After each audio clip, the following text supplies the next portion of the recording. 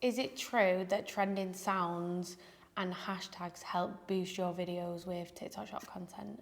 We work closely with TikTok, and TikTok tells us to use TikTok maybe by its spotlight, and then there's always one around the time of the year that they tell you to use. So yes, I would say use hashtags. I'd say if you are struggling and the hashtags don't seem like they're working, just try a few videos without it. It's just about trial and error, seeing what works for you. Yeah. But Liv's a bit better on the trending sounds, or what would you say on trending sounds? It's really hard with trending sounds, especially because the algorithm is changing all the time. Again, it's just very much trial and error.